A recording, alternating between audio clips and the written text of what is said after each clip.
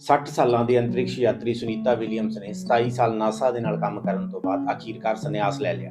ਸੁਨੀਤਾ ਨੇ 9 ਵਾਰ ਸਪੇਸ ਵਾਕ ਕੀਤੀ ਸੀ ਤੇ ਔਰਤਾਂ ਦੇ ਵਿੱਚ ਸਭ ਤੋਂ ਵੱਧ 62 ਘੰਟੇ ਸਪੇਸ ਵਾਕ ਕਰਨ ਦਾ ਰਿਕਾਰਡ ਸੁਨੀਤਾ ਦੇ ਨਾਮ ਬੋਲਦਾ ਹੈ।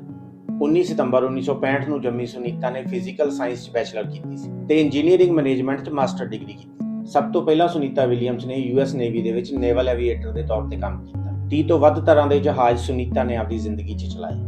ਉਸ ਤੋਂ ਬਾਅਦ ਸੁਨੀਤਾ ਨਾਸਾ ਨਾਲ ਜੁੜ ਗਈ ਤੇ ਉਹਨੇ 3 ਵਾਰ ਅੰਤਰਿਕਸ਼ ਯਾਤਰਾ ਕੀਤੀ ਤੇ ਟੋਟਲ 608 ਦਿਨ ਉਹਨੇ ਅੰਤਰਿਕਸ਼ ਦੇ ਵਿੱਚ ਬਿਤਾਏ। ਸਾਲ 2024 ਦੇ ਵਿੱਚ ਸੁਨੀਤਾ ਵਿਲੀਅਮਸ ਆਪਣੇ ਸਾਥੀ ਬੁਚ ਵਿਲਮੋਰ ਦੇ ਨਾਲ 1 ਹਫ਼ਤੇ ਲਈ ਇੰਟਰਨੈਸ਼ਨਲ ਸਪੇਸ ਸਟੇਸ਼ਨ ਤੇ ਗਈ ਸੀ, ਪਰ ਕੁਝ ਤਕਨੀਕੀ ਖਰਾਬੀਆਂ ਹੋਣ ਕਰਕੇ ਪੂਰੇ 9 ਮਹੀਨੇ ਬਾਅਦ ਇਹ ਦੋਵੇਂ ਜਣੇ ਵਾਪਸ ਧਰਤੀ ਤੇ ਪਹੁੰਚੇ। ਜਿੱਥੇ ਸੁਨੀਤਾ ਵਿਲੀਅਮਸ ਨੇ ਭਾਰਤ ਅਤੇ ਅਮਰੀਕਾ ਦਾ ਦੁਨੀਆ ਭਰ ਦੇ ਵਿੱਚ ਨਾਮ ਰੋਸ਼ਨ ਕੀਤਾ ਹੈ, ਉੱਥੇ ਹੀ ਔਰਤਾਂ ਦੇ ਲਈ ਇੱਕ ਮਿਸਾਲ ਕਾਇਮ ਕੀਤੀ ਹੈ ਕਿ ਕੋਈ ਵੀ ਔਰਤ ਮਿਹਨਤ ਕਰਕੇ ਅੰਤਰਿਕਸ਼ ਵਿੱਚ ਜਾਣ ਦਾ ਆਪਣਾ ਸੁਪਨਾ ਪੂਰਾ ਕਰ ਸਕਦੀ ਹੈ।